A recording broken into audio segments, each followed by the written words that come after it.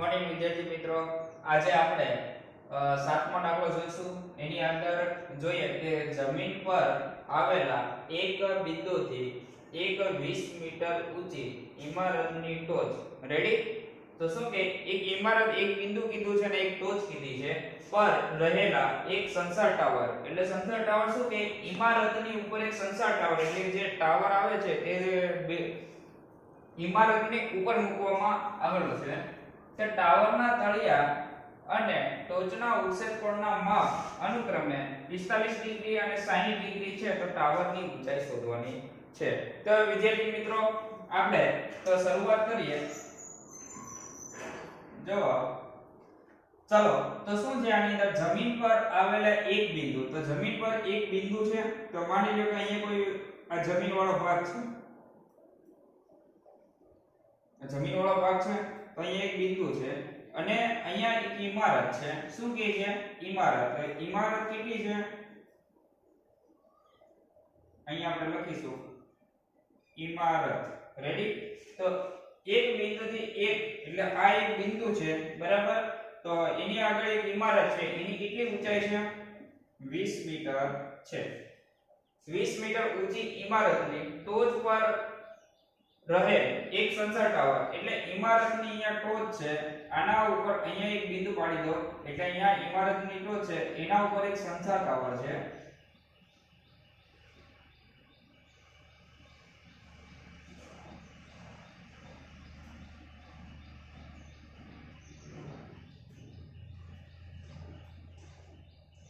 આ છે સંચાર ટાવર.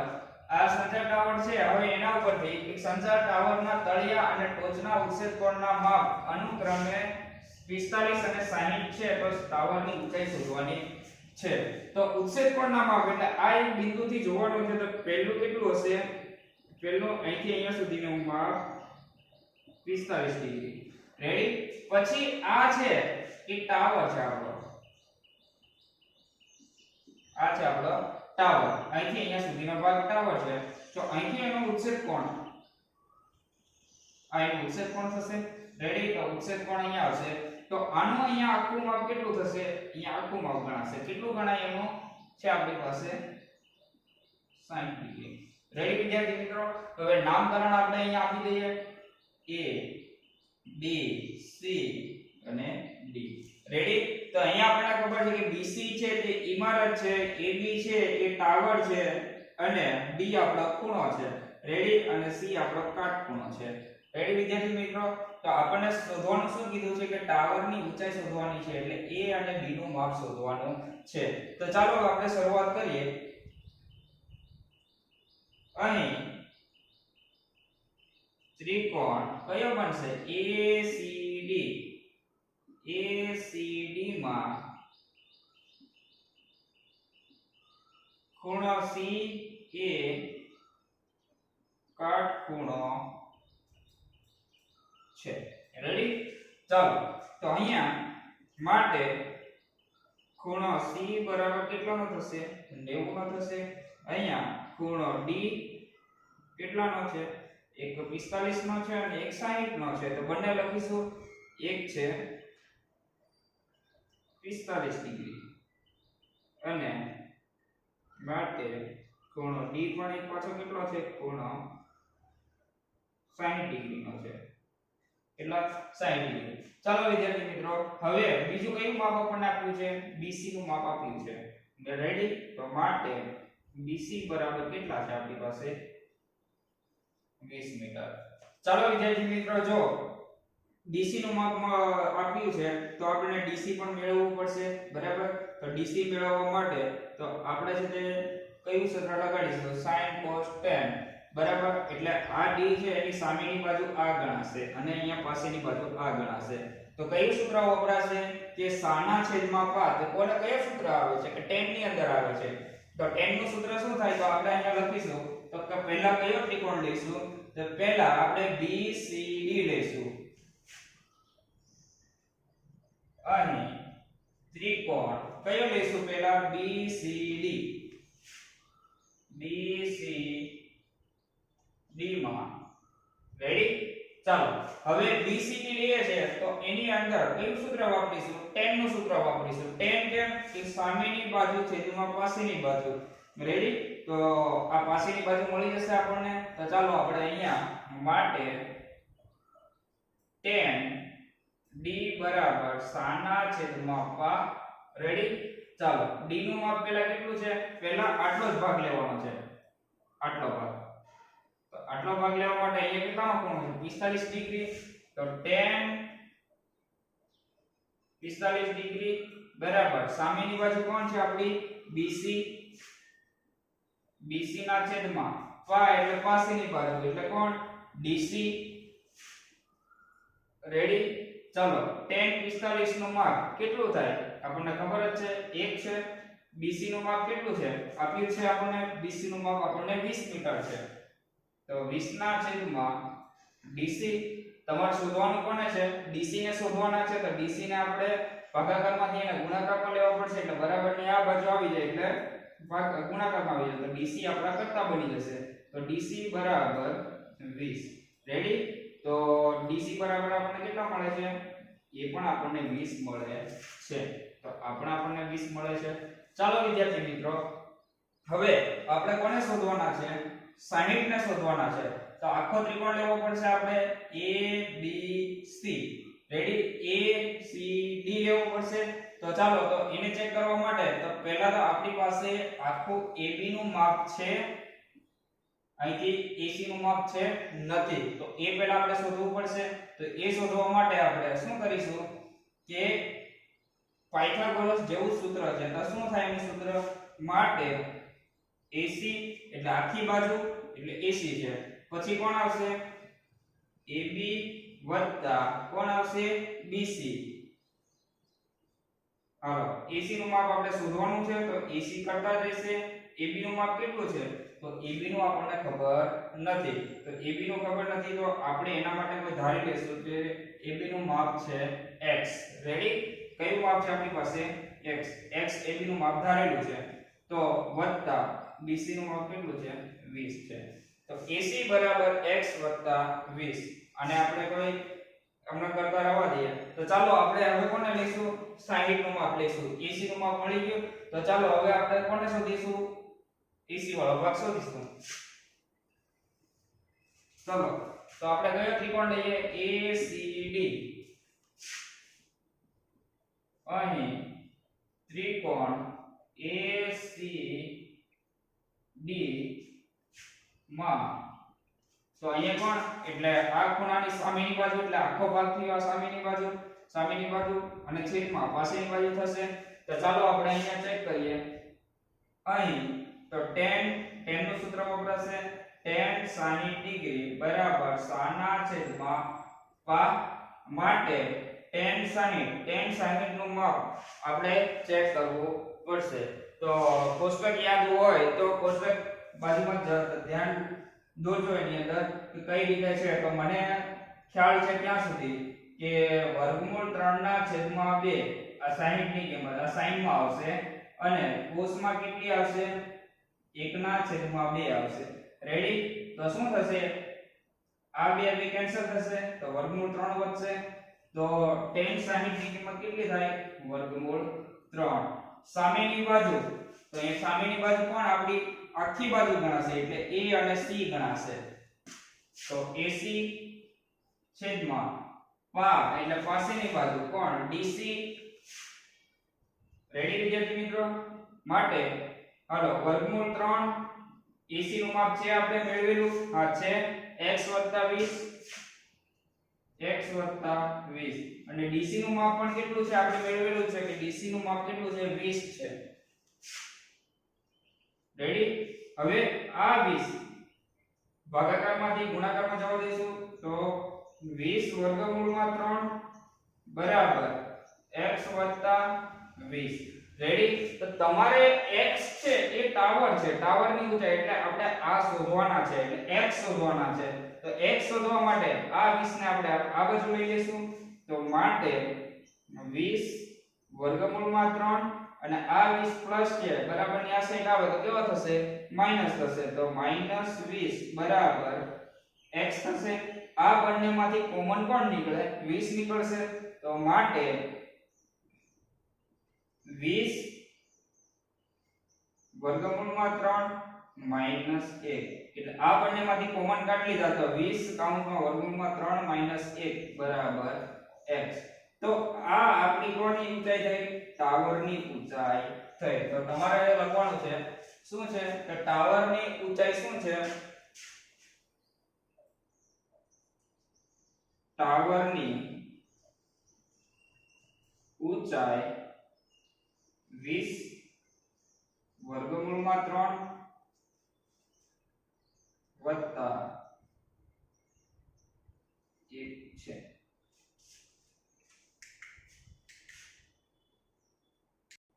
ચાલો વિદ્યાર્થી મિત્રો BC બરાબર x લેતા તો આપણે હવે કોનું માપ શોધીશું પહેલા બેઠકનું તો બેઠકનું શોધવા માટે તો આપણે શું કરીશું ત્રિકોણ લઈશું તો BCD અહીં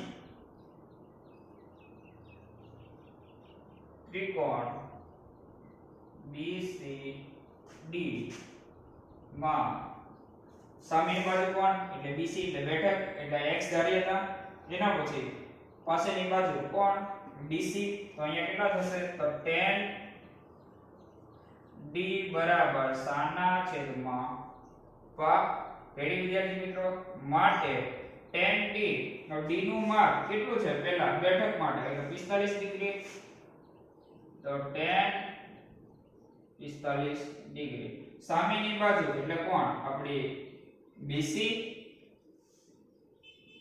છેદમાં પાસેની બાજુ એટલે CD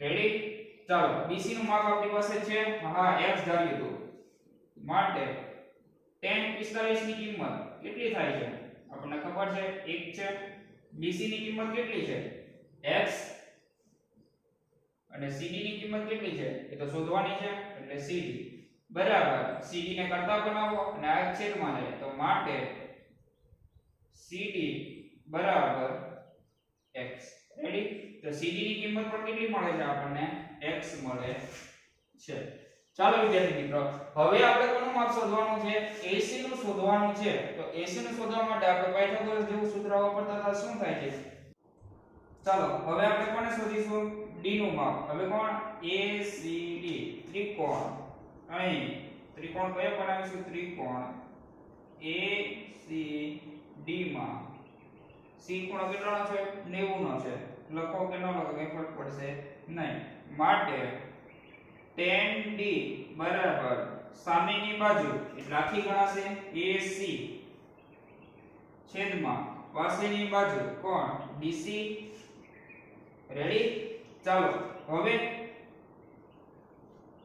10D નું માપ એટલે હવે આખો આપણે પ્રતિમા વાળો આખો ભાગ લઈએ છીએ તો કેટલાનું માપ છે 60 ડિગ્રી 10D નું માપ એટલે 60 તો 10 60 ડિગ્રી બરાબર AC નું માપ એટલે શોધવાનું છે એટલે આખો ભાગ આપણને ખબર નથી એટલે AC વાળો ભાગ તો AC ના છેદમાં DC નું માપ શોધેલું હતું એટલે CD કે DC એક જ છે બંને તો એનું માપ કેટલું x 10 60 નું માપ કેટલું થશે કોષ્ટકની અંદર વર્ગમૂળમાં 3 બરાબર AC છેદમાં x આપણે તો AC ને કરતા બનાવીએ કે AC નું માપ શોધવાનું છે એટલે આ x છે અહીંયા ગુણાકારમાં મોકલી દઈશું તો વર્ગમૂળમાં 3x બરાબર AC આ આપણો AC મળી ગયો ચાલો AC મળ્યો હોય તો હવે તો AC નું માપ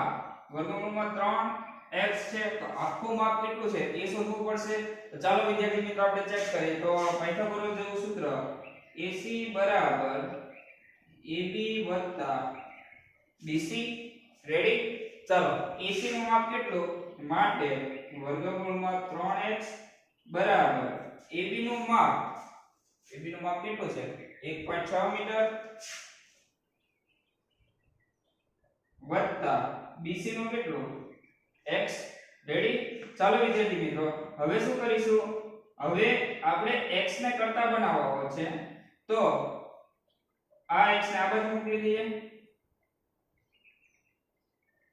વર્ગમૂળમાં 3x - x બરાબર 1.6 રેડી તો AC નું માપ એનું પણ મૂકી દીધું છે આપણે તો આમાંથી કોમન કોને કાઢીશું કોમન આમાંથી x નીકળશે રેડી તો વર્ગમૂળમાં 3 -1 બરાબર 1.6 રેડી વિદ્યાર્થી મિત્રો હાલો એના પછી અહીંયા શું થશે ગુણાકાર છે તો અહીંયા ગુણાકાર છે તો અહીંયા આપણે કરતા બનાવશું કોને x ને તો આપણે કેમ કે x જ મેળવવાનો છે માટે x બરાબર 1.6 એના છેદમાં આ છેદમાં જશે એટલે વર્ગમૂળ 3 - 1 રેડી તો x બરાબર 1.6 વર્ગમૂળમાં 3 - 1 હવે વિદ્યાર્થી મિત્રો છેદમાં અસમય સંખ્યા દેખાય છે તો એના વડે આપણે ગુણીશું અને ભાગીશું તો અહીંયા વિદ્યાર્થી મિત્રો ખાસ યાદ રાખજો કે અહીંયા માઈનસ છે તો અહીંયા કેવા પાસા થશે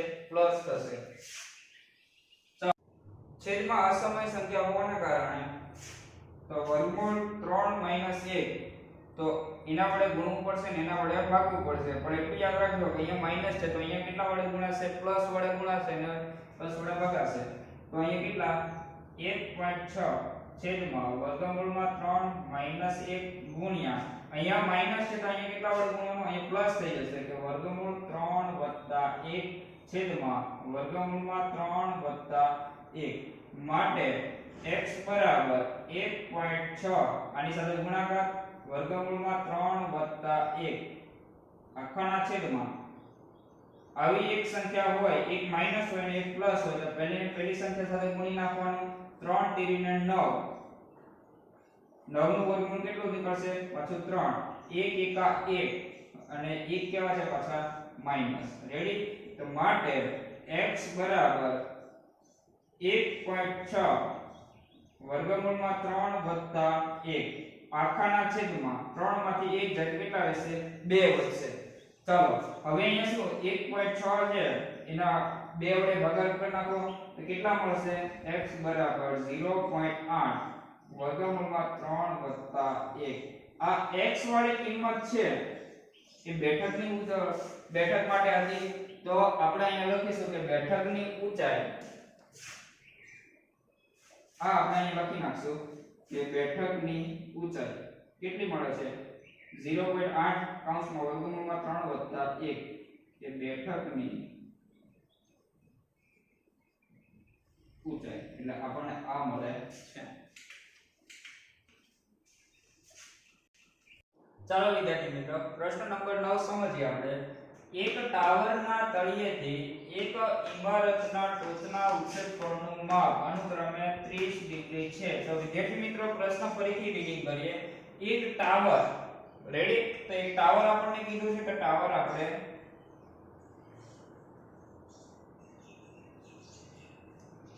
આપણી પાસે આ ટાવર છે ટાવર અહીંયા દર્શાવી દઈએ આ ટાવર છે રેડી ચાલો ટાવરના તળિયેથી એક ટાવરનું તળિયું તો તળિયું અહીંયા હોય રેડી એટલે આ જમીન વાળો ભાગ આપણો ચાલો તળિયેથી એક ઇમારતની ટોચના ઉચ્ચકોણનું માપ કેટલું છે 30 ડિગ્રી કહે છે તો વિદ્યાર્થી મિત્રો અહીંયા ટાવરના તળિયેથી ઉચ્ચકોણ એટલે તો અહીંયા સમજવાનું કોઈ અહીંયા ઇમારત છે અહીંયા શું હશે તો ઇમારત તો ઇમારત છે અહીંયા તો અહીંથી ટાવરના તળિયેથી ઉચ્ચકોણનું માપ કેટલું કહે છે આપણને 30 ડિગ્રી કહે છે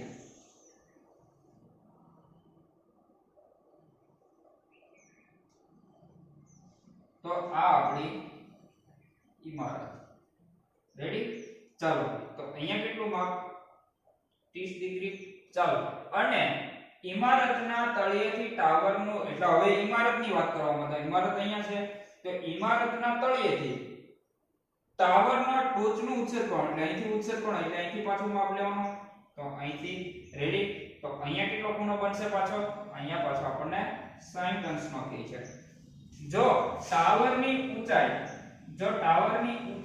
કેટલી કહી છે 50 મીટર તો ઇમારતની ઊંચાઈ શોધો તો ટાવરની ઊંચાઈ કેટલી કહી છે આપણને 50 મીટર રેડી તો ઇમારતની આપણે ઊંચાઈ શોધવાની છે તો ચાલો વિદ્યાર્થી મિત્રો આપણે ચેક કરીએ પહેલા નામકરણ આપી દઈએ આકૃતિને A B C અને D રેડી? તો ચાલો આપણે એક બાજુનું માપ આપણને આપ્યું છે, તો પહેલા કોનું માપ મળશે? આપણને ટાવરનું મળશે. તો ટાવરની એક બાજુનું માપ આપ્યું છે, તો આપણે 60 નું માપ પહેલા લઈશું. તો ચાલો વિદ્યાર્થી મિત્રો અહીંયા ચેક કરીશું. અહીં ત્રિકોણ ABC માં રેડી.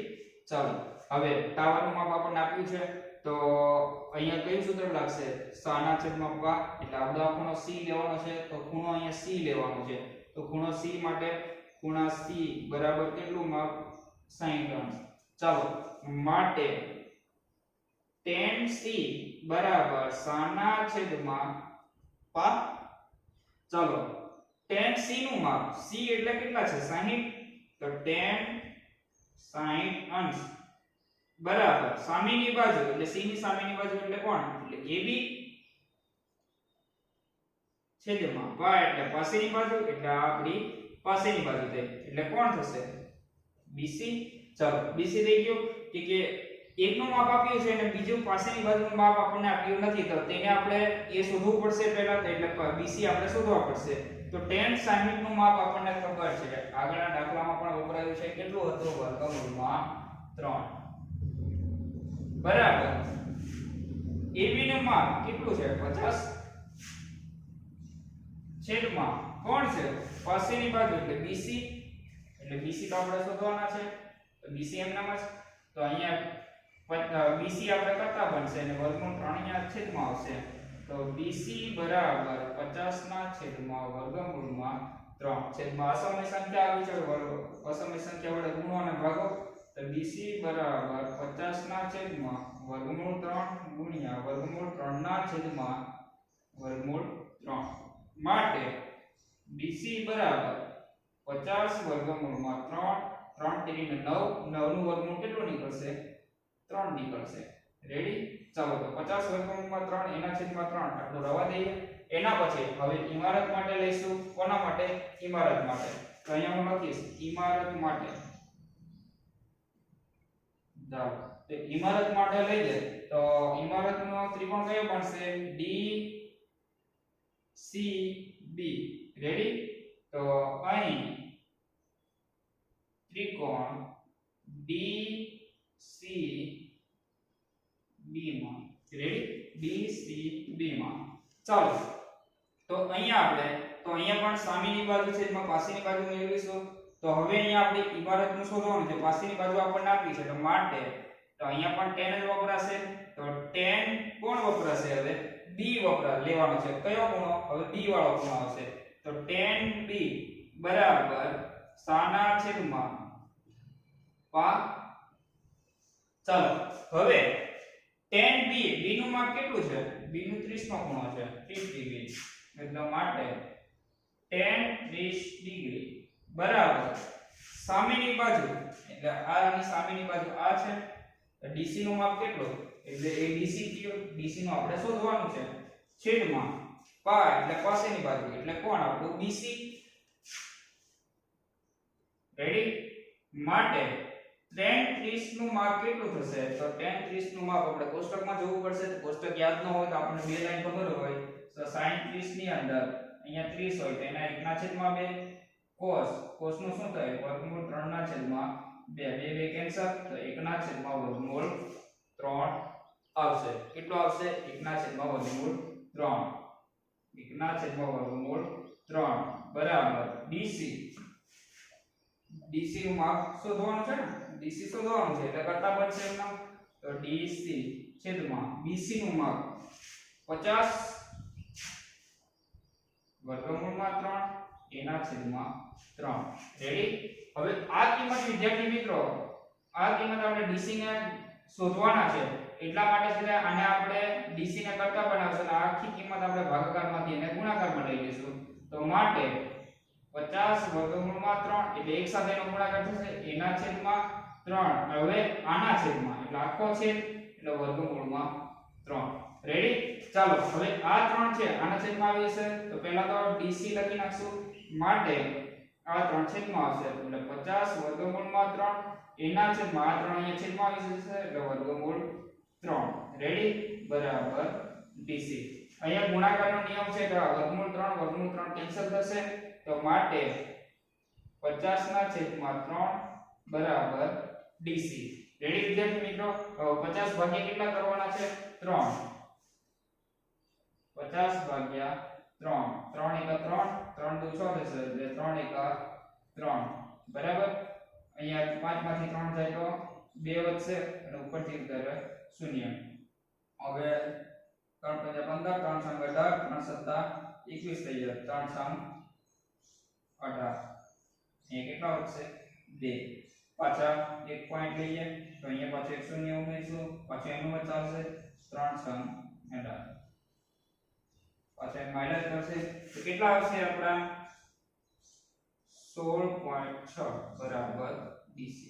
રેડી વિદ્યાર્થી મિત્રો? તો આપણું ઇમારતની ઊંચાઈ કેટલી મળે છે આપણને?